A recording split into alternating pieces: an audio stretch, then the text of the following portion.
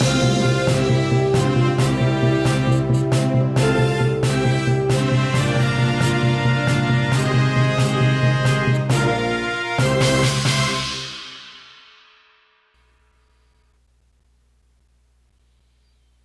hello everyone, and welcome back to TextPat Robert Rice. And I am Robert Rice. Um, I came across years ago. I was looking through some photos of the space probes that have taken pictures of Mars, and also at the same time, I have I have been very interested in what's going on in outer space. Have been since I knew what astronauts were and everything like that. So anytime there's a space probe goes to Venus, goes to Mercury, goes to Mars, goes to Pluto, goes Jupiter, Saturn, I'm very interested and I want to see what they're looking at. I just think, it's a part of our solar system and I want to see what they're seeing. Well, I came across one years ago, and I never did a real video on it. I did a couple of side by side comparison videos, so to speak, of it, but I never published it. I don't know why. Just one of those things. And so I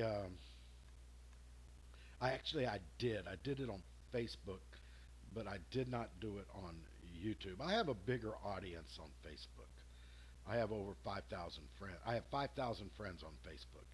And on YouTube, I have a very select few who would actually watch the videos that I produce. But neither here nor there. So, what I decided that I wanted to do was to pull these videos out. These are old videos. I probably did them about 8 years ago. But I was cleaning out my laptop, with some of the things that were on it. And I wanted, and I came across this and I'm thinking, I need to do a video on it. So here's what you're going to see. You're going to see, first of all, how to look for things using satellite imagery. Now, I was in the army. I did 20 years. And being able to look at a satellite image and being able to look at oh maybe photos taken from far away, for example, like overhead flights of planes and stuff like that, and be able to look at an image and tell you what's there. And so what I'm doing here is I'm going to show a comparison of a dig site in Egypt and something I found at Victoria Crater. Uh,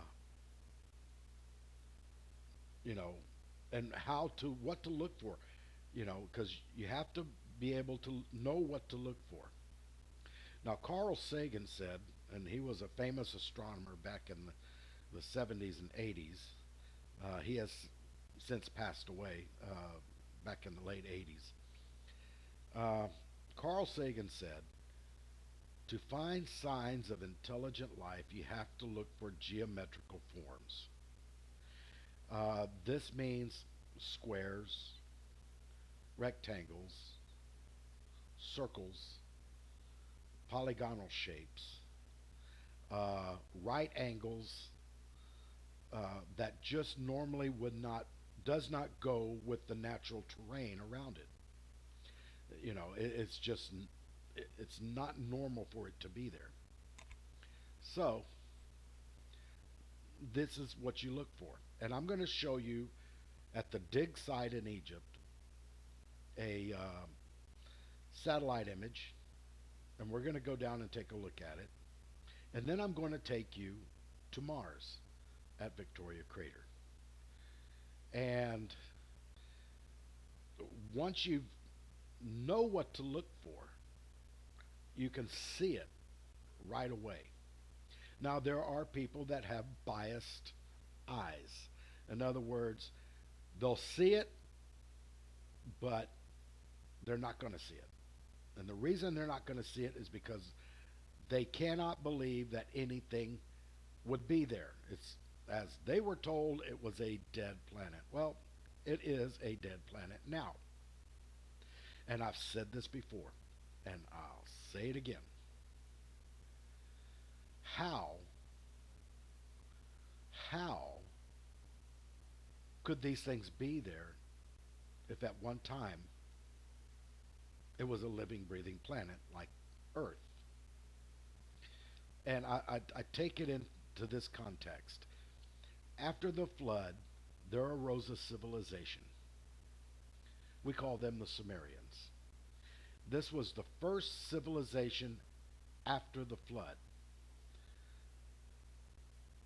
And this is where the first cities were built after the flood. And you want to ask yourself, well, because most people think in evolutionary terms that, we started off as, you know, basically scavengers and over through millions of years, we became now what would be the pinnacle.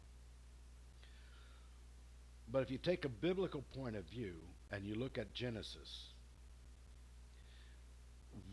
within two generations,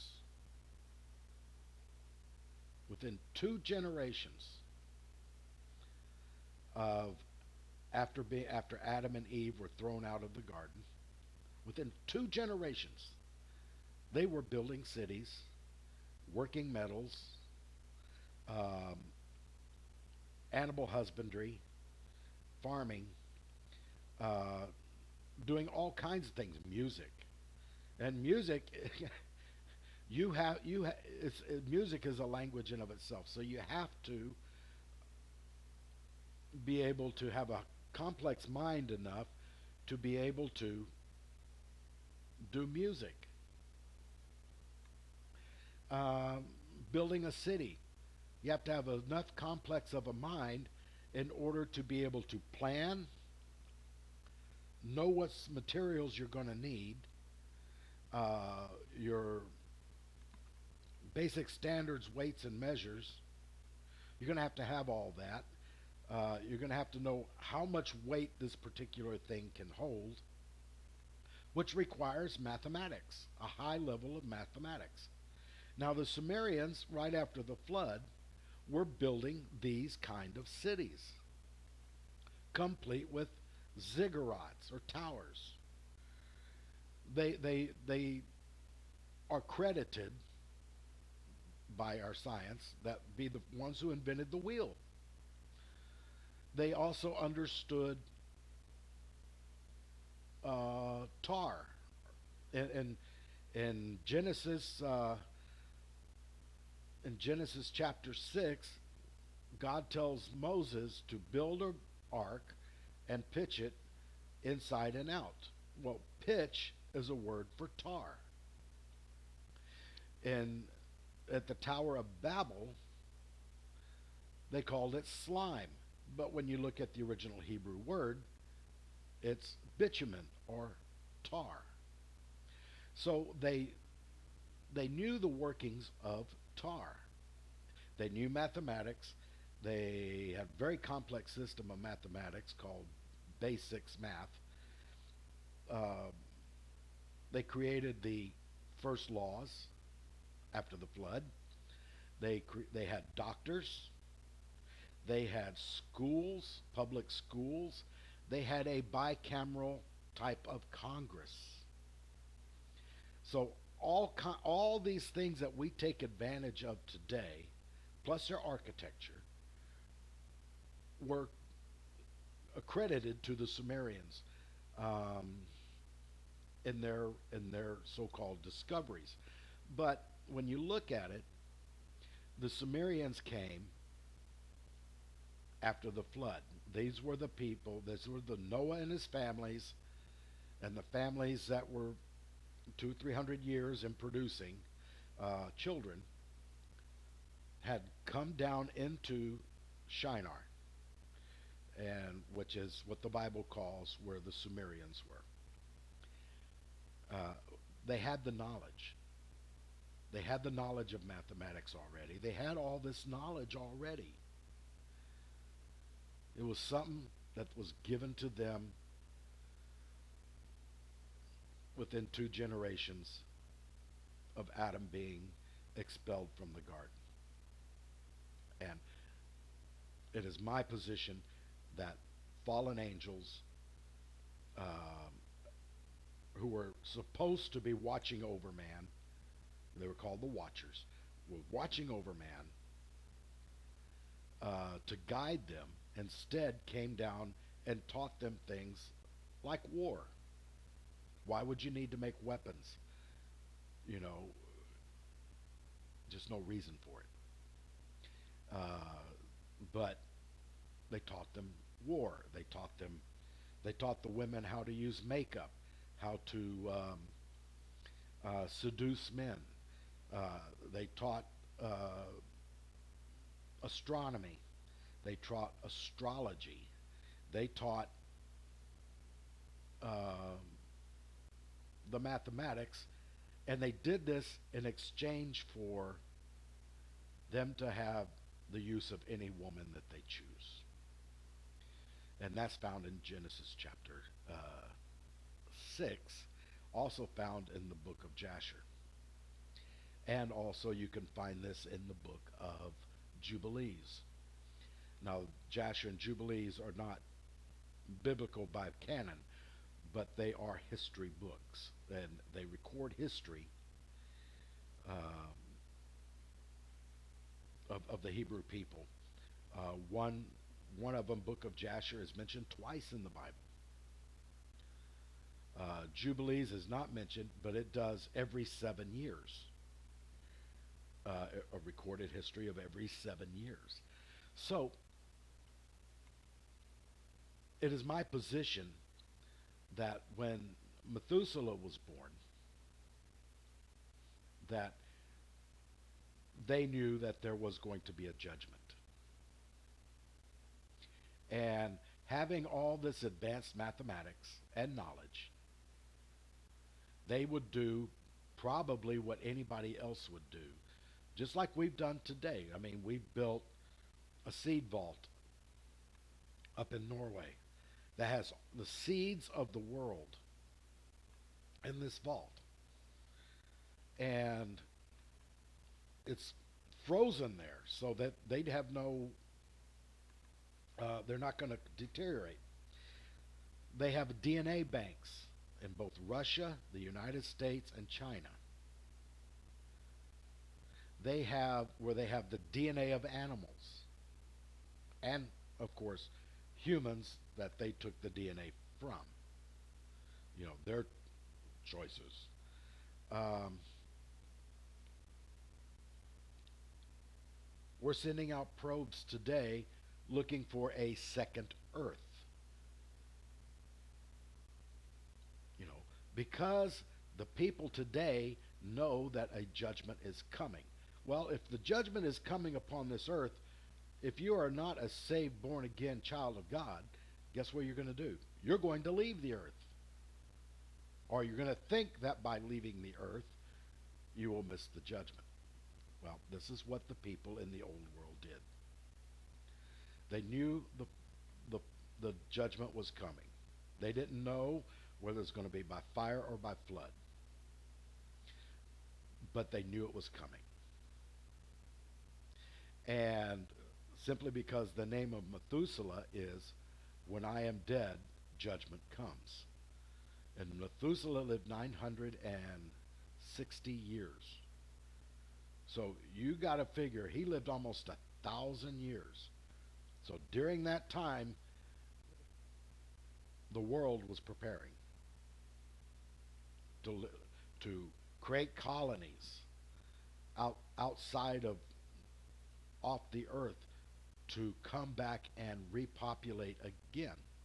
Well, when the judgment came upon the earth, it came upon those colonies too, because God's not going to cleanse the earth just to have that corruption come back again. So, what we are finding on Mars is the devastation of the judgment that God instituted upon those who had left the earth so that they cannot come back and recolonize a cleansed earth. Salvation was only through one way, and that was through Noah and his ark. You know, you were not if you you could not be saved unless you got into the ark. No ands, ifs, or buts. And once that door was closed to the ark, the judgment came. And there was nothing anybody could do. There was no hope. Once the door is shut, it's not going to be opened again. So, what I'm going to do is take you now through a digging in Egypt of an ancient city, and then we're going to switch over to Victoria Crater on Mars and train your eyes to just see it. Now, it's up to you to whether you want to believe it or not. I can't tell you to believe it. I cannot tell you to believe what you're seeing. But once you actually start to look at things, then you'll actually start to see that yes, the people of the old world, some of them tried to escape and establish a colony. And what we are looking is the devastation of that colony, because they themselves were just as corrupted as those that were on the earth. So enjoy it. Thank you. Okay, this is an overhead view for comparison to the Victoria Crater, what I'm trying to show you. This is an overhead view of a site 4 miles west of the Nile. Now, what we have, and we're going to zoom in a little bit, what we have is you can see the structure. You can see right angles. You can see uplift. You can tell by the shadowing where things are higher and where there is no shadowing where things are lower. Okay, this part right here is just the excavated part. This is the part that's already just dug up. But you can see right angles. Geometric shapes are signs of intelligent life or intelligence. Now, if you look over here, just right here, look right here, right here, right here, right here, all across here. All of this has not been excavated. And this is what you would see under the sand. If you were looking at it, you would. This is how you would see it. You know, if it was under the sand. So what looks like a pile of rocks or a bunch of sand dunes is not a pile of rocks or a bunch of sand dunes. This looks like a pile of rocks, but this is actually an ancient city in Egypt. And this is what I'm trying to say. Look for shapes. Look for your squares, your triangles, your polygons, your oblongs. Rectangular, anything that would be rectilinear. That's going to show you that was made. It was made on purpose. And, you know, all this stuff around here that they have not yet got to, well, guess what? They're going to get to it, and all of it's going to be uncovered. But here's a city, and if you zoom out, something like this, it's just going to look like a pile of rocks. But when you go in close, and guys, really, if you're looking at these from a cell phone, uh, trust me, you're going to need to get to something bigger to really be able to see.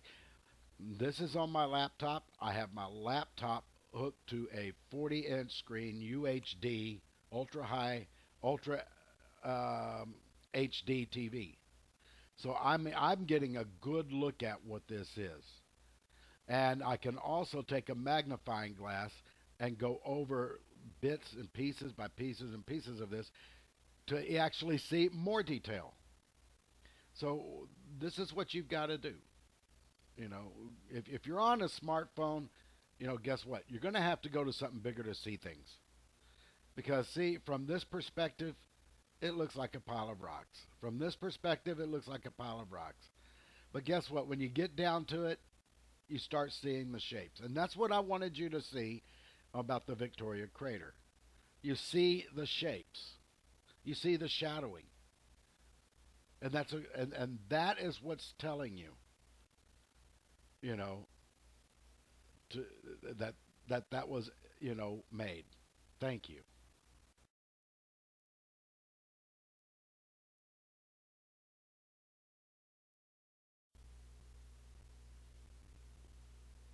Well, hello everyone.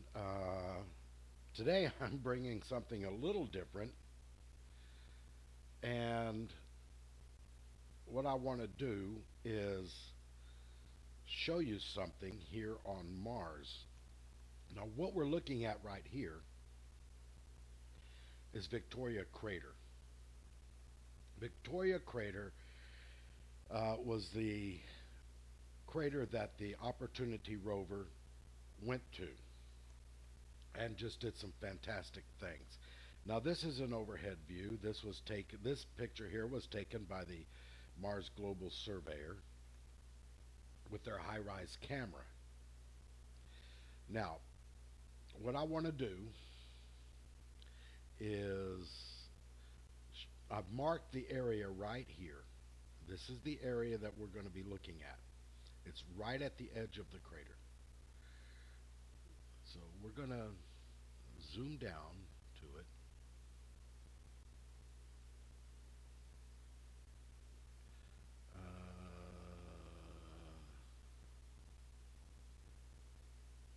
There we go.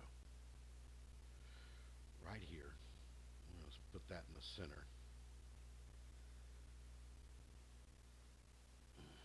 I hate these notifications. And we're going to zoom down. This is where we're going to look at. And what it is, it's really something to see. Now, what I'm going to do, what I'm doing is I'm using the editing program that came with the laptop. So what we're going to do is make some adjustments. Okay, so I'm going to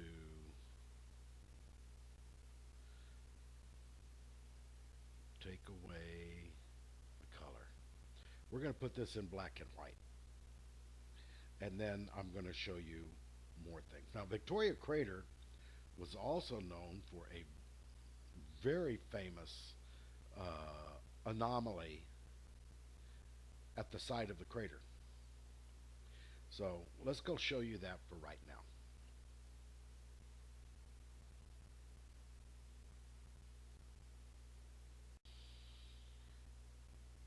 Now, if you remember the photo I showed you of the overhead view of Victoria Crater, if you can go back to it, if you can imagine from the left side of that crater as you're looking at it, Opportunity rover went from the left side right up to the edge of the crater. And this is one of the photos that it took, and just to show you some anomalous things here. Uh, I have these hands here pointing out where the different anomalies that I found are. There are many more scattered throughout here, but I'm not going to deal with those right now. I'm just going to bring it up a little bit so that you can see.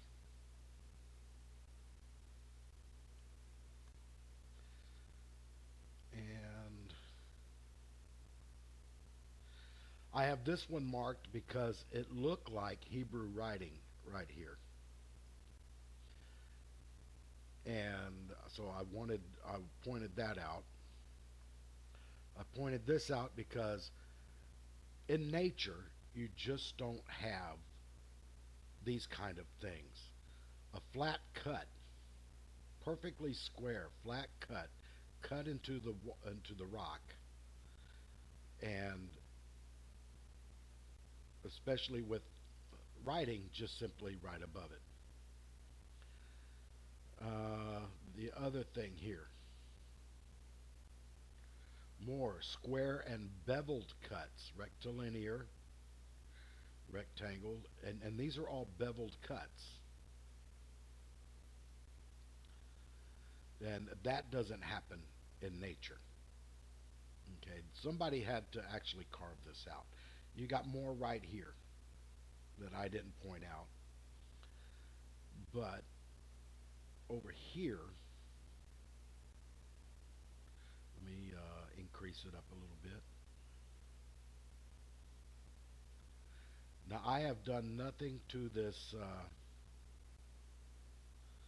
picture itself. This is the way it came, was in black and white. This was the first thing that I noticed, and that is a statue. It's very similar in appearance to an Egyptian statue you would find on the side of a mountain or something. Here is something else. You have, and this is all one piece, you have smoothed out statuary. It's smooth. There is no roughness like you would see on the side here. So this has to be um, created, because you can see it's smoothed out like this, and then you can see down the side of the crater here it is rough again. Now I tried to get in close to see if there was writing right here, uh, but it started to pixel out on me. I couldn't look and see. We got something else right here. Possibly, where was it? I saw that. Possibly another statue. Let's see.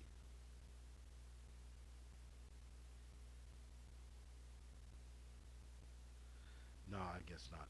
But you have things like right here, things that just out of nature just don't happen. Now, we can all look at nature and see what water and wind and sand and everything else can do. And this kind of things just don't happen. This is in the side of the crater itself. And so now we're going to go to what I was going to show you about this thing that I found on Victoria Crater. Well, hi guys. People were saying they can't see anything in this, so I'm going to point some of this stuff out. In nature, you're not going to get right angles. You're not going to get geometrical shapes. You're not going to get squares, rectangles, polygons.